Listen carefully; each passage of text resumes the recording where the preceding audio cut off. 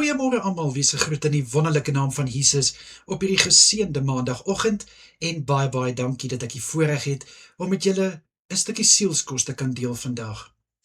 Ek lees laasweek deur die boek van Prediker en dit val my by dat die Prediker, ons weet almal dit is Salomo wat ook Prediker geskryf het, dat hy besef hoeveel dinge is daar in die wêreld wat net nie lekker werk nie. Daar is dinge wat ook maar net nie hompas nie. Dinge wat hy ook wens kon net anders te wees. Maar hier is nou vir my die mooi uiteinde van die boek van Prediker. In die 12de hoofstuk, vers 13, lees ons: Die slotsom van al hierdie dinge wat julle gehoor het is: Dien die Here en gehoorsaam sy gebooie, want dit is wat van die mens gevra word. Nou kind van God, hierdie sê vir ons: Salomo was van al die goed bewus. Hy is bewus van dinge wat nie reg is nie, dinge wat hy glad nie mee saamstem nie. Maar bo dit als weet hy nog steeds wie se in beheer, en dit is Jesus Christus. Jy wat dalk nie verstaan, maar hoekom werk my finansies nie hierdie maand uit nie? Jy wat dalk nie verstaan, maar hoekom word ek net nie gesond nie? Hoekom is dit asof my gebede nie verhoor word nie? Hoekom is dit net asof niks uitwerk nie? Kind van God, ongelukkig leef ons in 'n gebroke wêreld, maar die wonderlike ding hiervan is, God se genade bly nog steeds groot vir jou. God se genade is nog steeds oor jou. En dit kan ons ook lees aan die einde van baie van hierdie hoofstukke in Prediker, waar Salomo ook sê, maar die genade van die Here is groot en sy genade is daar.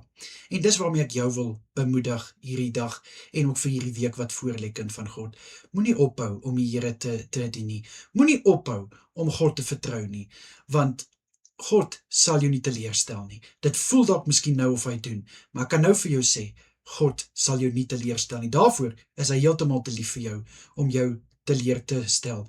Dit wat nie vir jou uitwerk nie, gaan God vir jou iets heeltemal beters laat uitwerk. So wat ek vir jou mee wil los vandag is, hou aan God dien, hou aan sy gebooie gehoorsaam, hou aan op hom vertrou, hou aan in hom glo, en ek waarborg jou, jy sal nie teleurgestel word nie.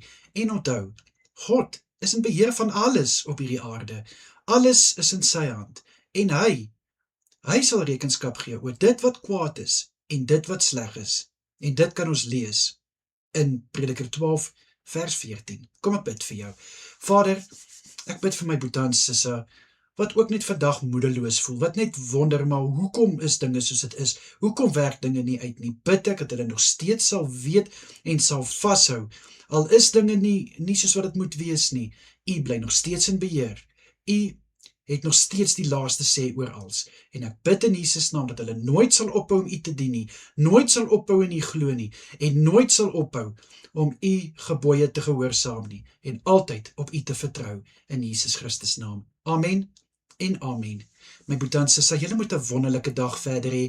Sterkte vir julle week. Kyk mooi na julleself en natuurlik as dit die Here se wil is, bring ek môre weer vir julle 'n stukkie sielskos. Tot dan, mooi bly almal. Totsiens.